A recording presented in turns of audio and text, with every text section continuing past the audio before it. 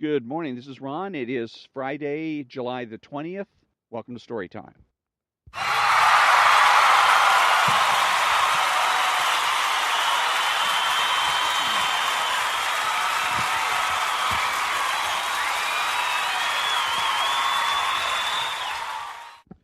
Thank you, thank you, thank you. This is Ron, your host, the only true conservative in the United States of America, because I'm the only one that makes the presumption for the status quo. And speaking to all the butchers, bakers, and candlestick makers. So the left bluffs. And I've said this before and I'll say it again and I'll keep saying it as long as it is necessary to say it. The left bluffs. One of the best things you can do if you want to defeat a lefty, any of the lefties in your life, okay, is simply to contradict them. Okay? They say X, you say, no, it isn't. Right? Somebody says, hey, I'm really sick of Trump because he's stirring up hatred. No, he isn't. Boom. And watch them just fall apart because they're counting on psychological intimidation, psychologically intimidating you into silence. Because along with what they're going to say is they're going to have an attitude, an emotional charge to it. And you want to stop them dead in their tracks, you just say you're full of crap. You're a liar. It's not happening. And it isn't. They don't know. They pull this stuff out of their rear ends. And again, it's to agitate, et cetera, et cetera. And the reason I get onto this is because yesterday on Larry Elder's show, they did a segment about Jeanine Pirro, who's a judge, and she was on The View trying to hawk a book. And The View is a very left-wing television talk show. So Whoopi Goldberg got into it with Jeanine Pirro, and eventually Jeanine Pirro was kicked off not only the program, but kicked off the set by Whoopi Goldberg. So, and it started with Whoopi Goldberg making certain accusations, doing it in a roundabout way. And well, actually, it started with Jeanine Pirro accusing Whoopi Goldberg of having Trump derangement syndrome.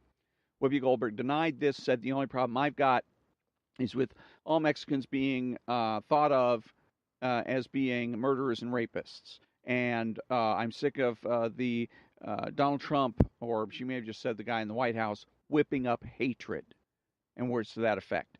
And Jeanine Pirro missed an opportunity at that particular point. The reason she did, she thinks by calling Whoopi Goldberg, saying she has Trump derangement syndrome, that's going to be enough to stop her. And Trump derangement syndrome is something I think Pirro picked up from either Sean Hannity or Rush Limbaugh. And that's one of the dangers of listening to and aping Rush Limbaugh or Sean Hannity, is that they don't know what they're talking about. They don't really know what they're doing. They try hard. They mean well. But if you're going to use their tactics or techniques, very often you're going to find yourself jammed up. And that's what happened with Judge Pirro. So because what Judge Pirro should have done was, as soon as Whoopi Goldberg started in on this rant about, I'm tired of this, I'm tired of that, and saying, no, it doesn't happen. I don't know what you're tired of because it doesn't exist. What you're describing does not happen. And one of the best places to point that out is the audience. The audience. So look at your audience. Where in the audience? As a matter of fact, she might have even got up from her seat and go to the audience and say, who here hates Mexicans? Who here believes that all Mexicans should go back to Mexico because they're rapists and murderers? Who here believes that? Oh, nobody. Okay. So who here is full of hatred other than for Donald Trump? Because I'm assuming that since you're here at The View, since Whoopi Goldberg hates Donald Trump, you probably hate him as well. But let's put that aside for a second. Who's here is full of hatred? When I came in and I'm listening to this show in the background, I hear guys cheering and having a good time and laughing and yucking it up. Doesn't sound like hatred to me. Doesn't sound like everybody's all at each other's throat. I know that's what you want to happen. I know that's what you like to happen. And this is what I'm still going on about what Judge Pirro should have said. And she could have stopped Whoopi in her tracks, because the left bluffs. She's just pulling crap out of her ass. She's pulling stuff out of her ass, Whoopi Goldberg is. And left does it all the time. Just make things up. Because they're assuming that it's going to have a psychological impact that's going to shut you up as a conservative. And one of the best things you can do is just simply contradict them. Donald Trump doesn't sow hatred. And then the coup de grace here is to look at Whoopi Goldberg and say, as a matter of fact, the only person that's full of hatred is you. You hate Donald Trump. Donald Trump doesn't hate you. I don't hate you. The audience doesn't hate you. The people at this table don't hate you. But you sure as hell hate Donald Trump.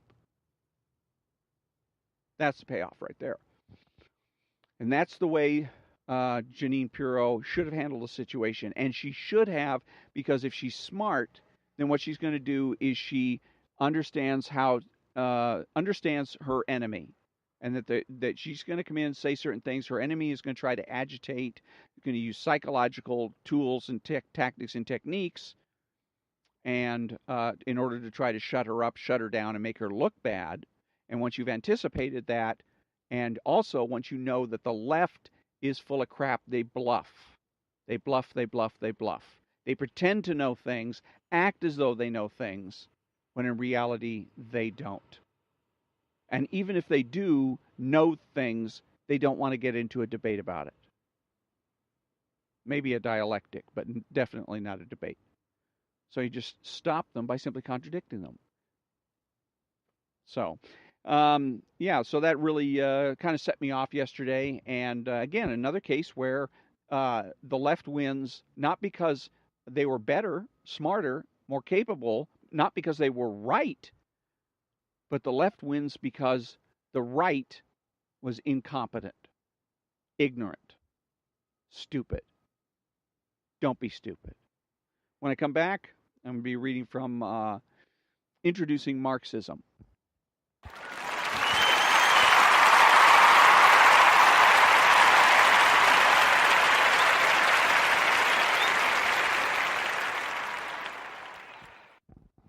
Okay, thank you very much. And picking up where I left off on Introducing Marxism, a totem icon book that's they're heavily illustrated, so it makes it easy for the average person that's influenced by American counterculture to digest, for lack of a better term. And when we left it off, we were talking about Hegelian, the Hegelian dialectic, and how that differs from debate. Debate uses logic, and the dialectic doesn't. And so Hegel had come up with this whole idea of a dialectic of clashing ideas, taking a thesis, an antithesis, clashing it to produce a synthesis, and et cetera, et cetera. And so now we're on to the Marxian dialectic. In other words, what Marx did with the Hegelian dialectic, how he used it or changed it. For Marx and Engels, the dialectic provided a superior kind of reasoning to traditional formal logic. Unlike the latter, it was dynamic, could deal with transformation, and could explain how things come into being from nothing. Formal logic was static and seemed to imply that the underlying nature of reality was unchanging. Consequently, previous philosophers had great difficulty in explaining change. As revolutionaries, they also saw in the dialectic a requirement to study social phenomena in terms of their context and relationships with each other, to study them in motion and change and not as static objects. And so real quick, I wanted to say that this is incorrect. Basically, formal logic being static and implying that the underlying nature of reality was unchanging. No, it doesn't. What logic simply does is makes the presumption for the status quo. Analyzing things from that standpoint is basically saying there's nothing wrong with the way things are now. And that's the basis, the start for your argument. And there's nothing wrong until there is prima facie evidence that there's something wrong. Then we can go into an issue of, what it is that needs to be done about it. But logic really doesn't have anything to do with making a statement about whether or not reality is changing, unchanging, or anything else. The logical argument is about whether or not we make the presumption for change, as we should, because that's realistic, or as the dialectic says, we make the presumption for change we make the presumption for the status quo with logic, because that's realistic, or we go Hegelian, we go Marxist, and we make the presumption for change, which is unrealistic. It also puts your opponents, it shuts people down, shuts down debate, because making the presumption for change puts any opponent in the unenviable position of having to prove a negative, prove why something shouldn't happen. It has the appearance of power. Okay, and I say appearance because the only way it really works is if the other person cooperates. Marx regarded the rest of Hegel's work as nonsense. His basic criticism was that Hegel went wrong to say that reality was essentially mental, made up of ideas. This is what we're talking about when we say subjectivism, the idea that reality is, that consciousness is primary. Okay, consciousness is primary, and that existence is secondary, and that everything is filtered through your mind, and so therefore reality is whatever's going on in your head, or as he would say, made up of ideas. In the introduction to the first volume of Capital, 1867, Marx says, quote, "My own dialectic method is not only different from the Hegelian, but is its direct opposite. For Hegel, the thinking process is the demiurge, creator of the real world, and the real world is only the outward manifestation of the idea. With me, on the other hand, the ideal is nothing else than the material world reflected by the human mind and translated into terms of thought." A materialist world. So, what we think and how we see the world is determined entirely by the nature of the physical and social reality in which we live. Our ideas do not make the world makes our ideas. Marx is therefore a materialist, Hegel an idealist. We might now say that Marx failed, but his work was a towering intellectual achievement. Marx and Engels believed it was the dialectic that made their theories scientific, meaning free of mysticism and metaphysics, but also describing something like a scientific law which implied a kind of inevitability. A couple of things real quick is that's also what's completely wrong with Hegel's work is beyond what Marx was saying is that Hegel took 2,000 years worth of intellectual history and threw it in the garbage and started over. That was the trend since Descartes. Descartes started that whole idea of he says, why should we bother with our Aristotle and all the people that came after Aristotle? We'll just throw that away and we'll start over. And so there's a line of thinking that way that we about it has to do with knowledge and that we don't know anything with certainty. So therefore, we have to learn everything all over again each and every day. That 2 + 2 = 4 today, but tomorrow maybe it's going to be different. So when we get up tomorrow, we have to go 1, 2, 3, 4. Hey, I guess 2 + 2 still equals 4 today. It's BS, but that's the way they're doing it, and that's again thanks to people like Descartes. Descartes got into it, and then everybody thinks, and then that's where you get into everybody having their own philosophy. Descartes has Cartesian philosophy, Kantianism, Hegelian, etc., Nietzschean.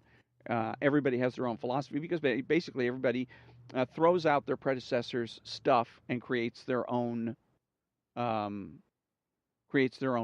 ideas. So it has no foundation to it, and so it is of dubious quality.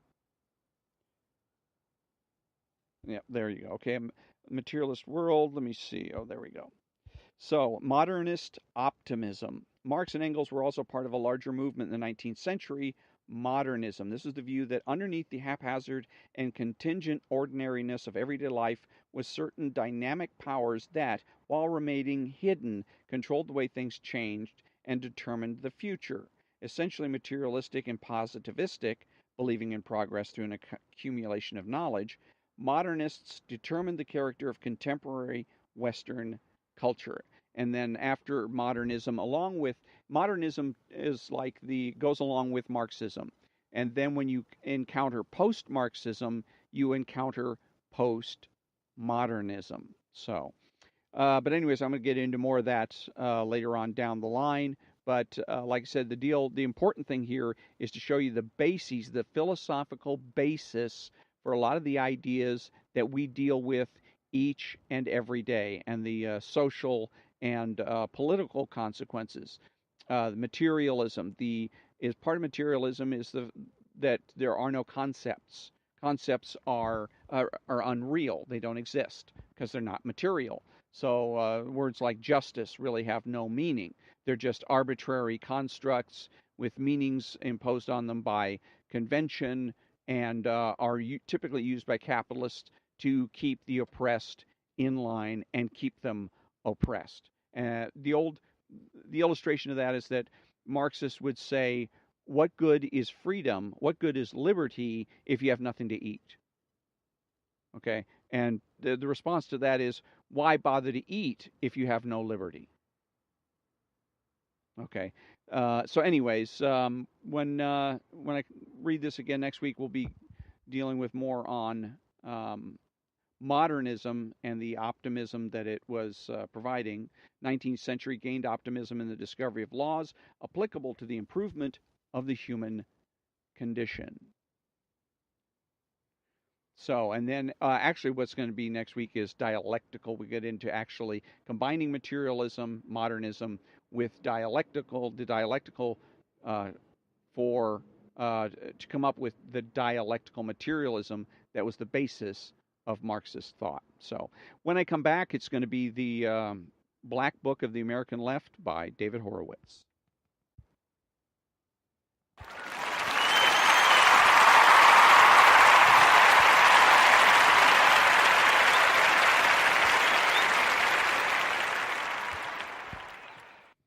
Thank you very much. And we're back. And I'm reading from the chapter 5 from the Black Book of the American Left by David Horowitz, who is important and relevant here because he's a person that was a red diaper baby. He grew up as a communist and a socialist and has keen insights into the American left, how they act, and what they think. Chapter 5, Black Murder Incorporated. A book arrived this month that sent a chill into my marrow. The author's face on the dust jacket was different from the one I remembered. Its hair was cropped in a severe feminist do, its skin pulled tight from an apparent lift, its eyes artificially lit to give off a benign sparkle, but I could still see the menace I knew so well underneath. It was a holograph of the darkest period in my life. I first met her in June 1974 in a dorm room at Mills College, an elite private school for women in Oakland. The meeting had been arranged by Huey Newton, leader of the Black Panther Party and icon of the New Left. For almost a year before that, I had been working with Newton, developing a school complex in the East Oakland ghetto. I'd named it the Oakland Community Learning Center and was the head of its planning committee. The unusual venue of my first meeting with Elaine Brown was the result of the Panthers' odd disciplinary notions. They were actually Huey's notions because, as I came to understand later, the party was an absolutist state where the leader's word was law. Huey had sentenced Elaine to Mills as a kind of exile and house arrest. I sent her to Mills, he explained to me, because she hates it there. Let's see. Anyways, Elaine was a strikingly attractive woman, light-skinned like Huey, but with a more fluid verbal style that developed an edge when she was angry. I had been warned by my friends in the party that she was also crazy and dangerous. A festering inner rage erupted constantly and without warning wherever she went. At such times, the edge in her voice would grow steel hard and could slice a target like a machete. I will never forget standing next to Elaine as I did months later in growing horror as she threatened KQED TV host Bill Schechner over the telephone. I will kill you, motherfucker, she promised him in her machete voice, if he went through with plans to interview the former Panther chairman, Bobby Seale. Seale had gone into hiding after Huey expelled him from the party in August. As I learned long afterwards, Seale had been whipped, literally, and then personally sodomized by Huey with such violence that he had to have his anus surgically repaired by a Pacific Heights doctor who was a political supporter of the Panthers. A party member told me later, you have to understand it had nothing to do with sex. It was about power. But in the Panther world, as I also came to learn, nothing was about anything except power. That day at Mills, however, Elaine used her verbal facility as an instrument of seduction, softening me with stories of her rough youth in the North Philly ghetto and her double life at the Philadelphia Conservatory of Music. Her narrative dramatized the wounding personal dilemmas imposed by racial and class injustice, inevitably winning my sympathy and support. Elaine had the two characteristics necessary for Panther leadership. She could move easily in the elegant outer world of the party's wealthy liberal supporters, but she could also function in the violent world of the street gang, which was the party's internal milieu. Elaine was being punished in her Mills exile by Huey, because even by his standards, her temper was explosive and therefore a liability. Within 3 months of our meeting, however, his own out of control behavior had forced him to make her supreme. The summer of 1974 was disastrous for Newton. Reports had appeared in the press placing him at the scene of a drive-by shooting at an after-hours club. He was indicted for pistol whipping a middle-aged black tailor named Preston Callens with a .357 Magnum, for brawling with two police officers in an Oakland bar, and for murdering a 17-year-old prostitute named Kathleen Smith. When the day arrived for his arraignment in this last matter, Huey failed to show. Assisted by the Panthers' Hollywood patrons, he had fled to Cuba. With Huey gone, Elaine took the reins of the party. I was already shaken by Huey's flight and by the dark ambiguities that preceded it. As a politically conscious radical, however, I understood the racist character of the media and the repressive forces that wanted to see the Panthers destroyed. I did not believe, therefore, all the charges against Huey. Although disturbed by them, I was unable to draw the obvious conclusion and leave. My involvement with the Black Panther Party began in early 1973. I had gone to Los Angeles with Peter Collier to raise money for Ramparts, the flagship magazine of the New Left, which he and I co-edited. One of our marks was Bert Schneider, the producer of Easy Rider, the breakthrough film of the 60s, which had brought the countercultural rebellion into the American mainstream. Schneider gave Ramparts $5,000 and then turned around and asked us to meet his friend, Huey Newton. At the time, Newton was engaged in a life-and-death feud with Black Panther Eldridge Cleaver. Cleaver had fled to Algiers after a shootout with Bay Area police. Eldridge has since admitted that he ambushed them. Schneider wanted us to take Eldridge's name off the Ramparts masthead, where he was still listed as international editor. Huey's attraction to the left had always been his persona as Minister of Defense of the Black Panther Party, his challenge to revolutionary wannabes to live up to their rhetoric and pick up the gun. Huey had done just that in his own celebrated confrontation with the law that had left Officer John Frey dead with a bullet wound in his back. Everybody in the left seemed to believe that Huey had killed Frey, but we wanted to believe as well that Huey, as a victim of racism, was also innocent. Peter's and my engagement with the Panthers was more social than political, since Ramparts had helped the party become a national franchise. I was put off by their military style, but now a change in the times prompted the two of us, and especially me, to be interested in the meeting. By the early 70s, it was clear that the movement had flamed out. As soon as Nixon signaled the end of the military draft, the anti-war demonstrations stopped and the protesters disappeared, marooning hardcore activists like myself. I felt a need to do something to fill the vacancy. Huey Newton was really alone among movement figures in recognizing the change in the zeitgeist and making the most of it. In a dramatic announcement, he declared the time had come to put away the gun and instead to serve the people, which seemed sensible enough to me. Our meeting took place in Huey's penthouse, Erie, 25 floors above Lake Oakland. In its intra-party polemics, the Eldridge faction had condemned Huey for selling out the armed struggle and made much of Huey's lavish lifestyle. But the apartment itself was sparely furnished, and I was ready to accept Schneider's explanation that it was necessary for security. A TV screen allowed Huey to view entrance to the building 25 floors below. Not only J. Edgar Hoover's infamous agents, but also the disgruntled Cleaver elements might very well want to see Huey dead. There have been several killings already. One of Huey's East Coast loyalists, Sam Napier, had been shot and doused with gasoline and set on fire. Somehow, because of Huey's sober pronouncements and his apparent victory in the inter-party struggle, I regarded this reality as part of the past and no longer threatening. Unlike Elaine, Huey was able to keep his street passions in check in the presence of white intellectuals he intended to make use of. In all the time I worked with him, I never saw him abuse another individual, verbally or otherwise. I never saw him angry or heard him utter a threat. I never saw a gun drawn. When I opposed him on important political issues, as I did at our very first meeting, I found him respectful of my differences, a seduction I could not resist. My partner, Peter, was more cautious and politically aloof, and, as events were to prove, wiser than I. After the meeting, I offered to help Huey with the party's community projects and to raise money for the Panther School. Huey wanted to buy a Baptist church facility in the East Oakland ghetto with an auditorium, cafeteria, and 35 classrooms. In the next months, I raised more than $100,000 to purchase the buildings on 61st Avenue and East 14th Street. The $63,000 down payment was the largest check I had ever seen, let alone signed. The new Oakland Community Learning Center was administered by a planning committee, which was composed of Panthers whom Huey had specially selected to work with me.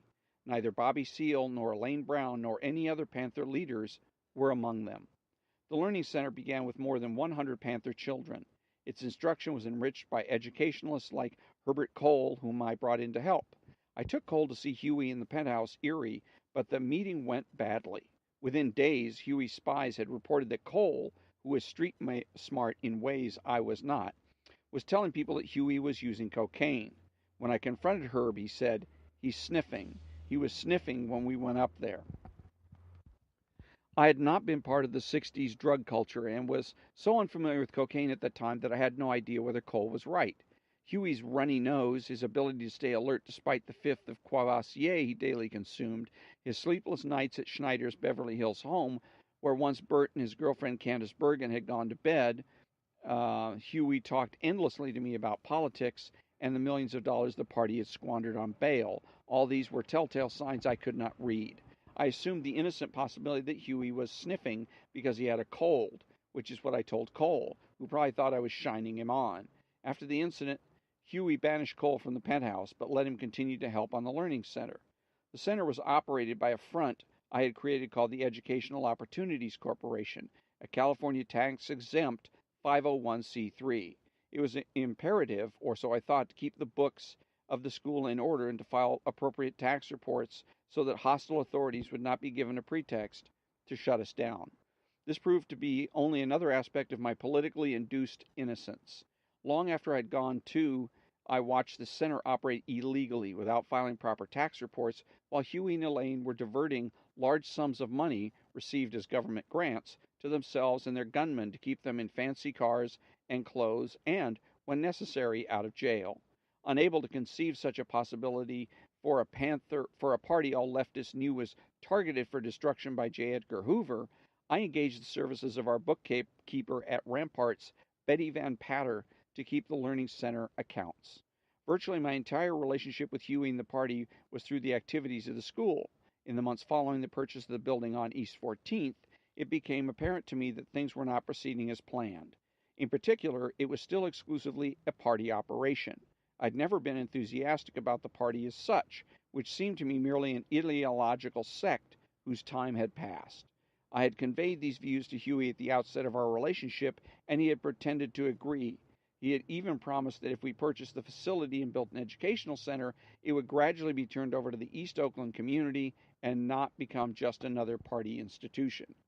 6 months had gone by, however, and there were only Panthers in attendance. The impoverished black community around the school remained aloof, as did the black intellectuals like Berkeley sociology professor Troy Duster, whom I periodically approached to help out with the operation, and who would come up to the penthouse to see Huey, but afterwards never follow through or come back.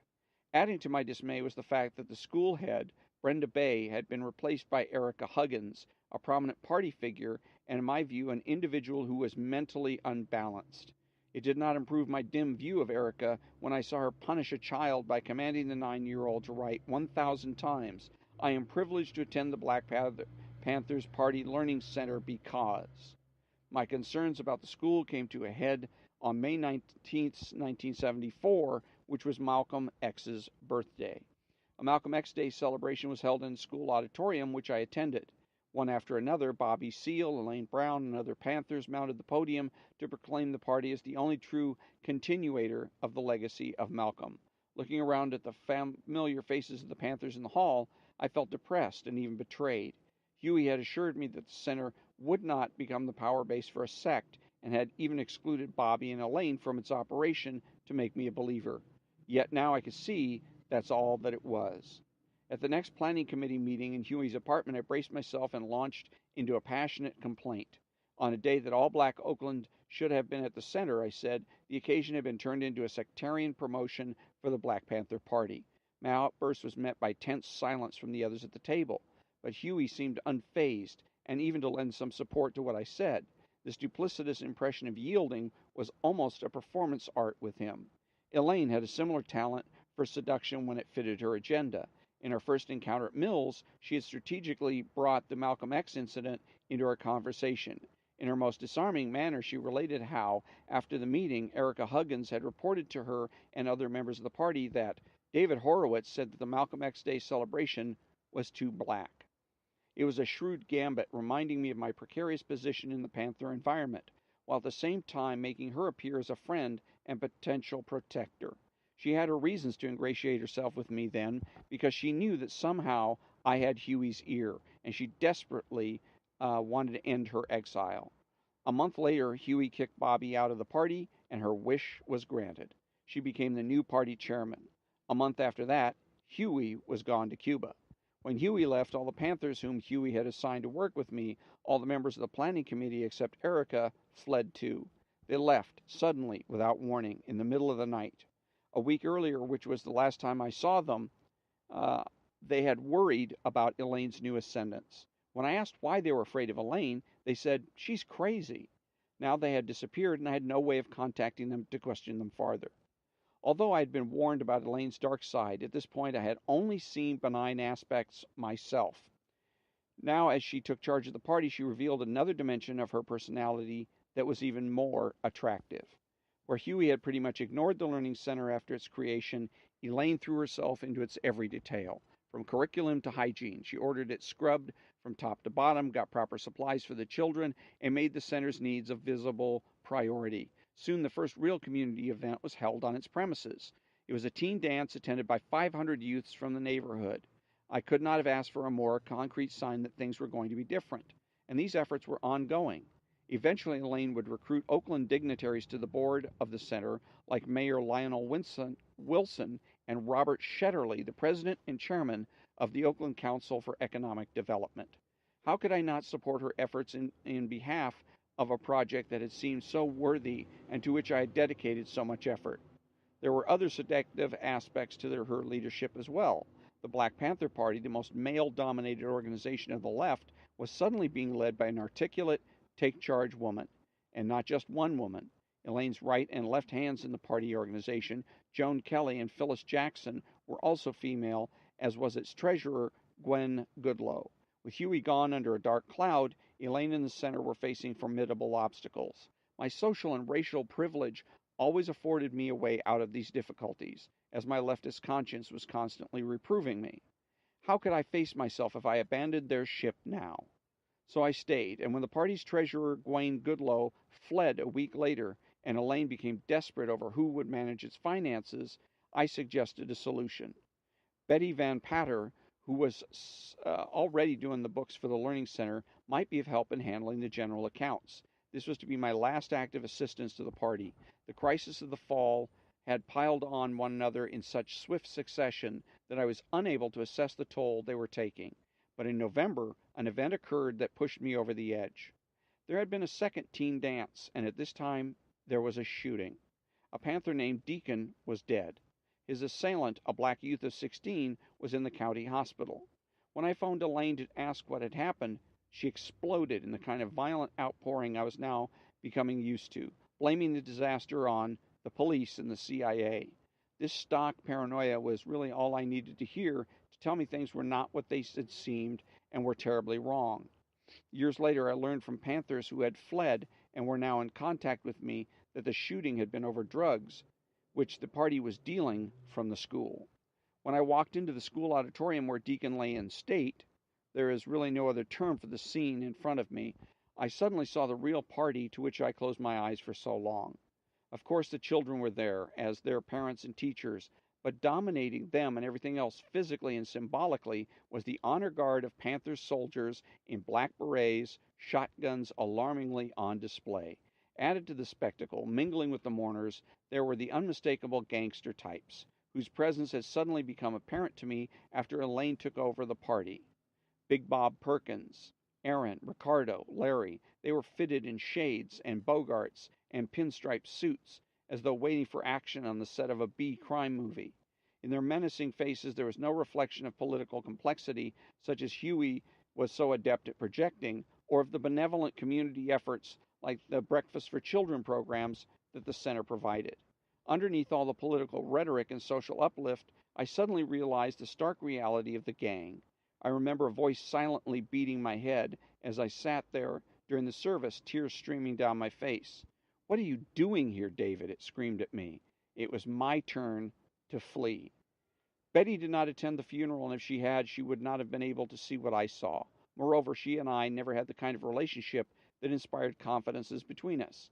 As my employee, she never really approved of the way Peter and I ran Ramparts. For whatever reasons, perhaps a streak of feminist militancy, she didn't trust me.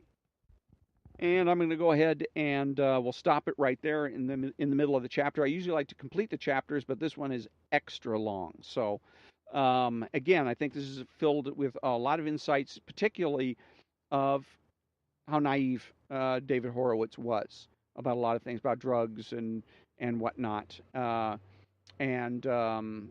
So this is an awakening for him about the Black Panther Party and about the left. So next week we'll pick up where we left off and finish off the chapter. And so that brings us to the conclusion of another episode of Story Time. And until next time, thank you very much for joining me. Have a great day.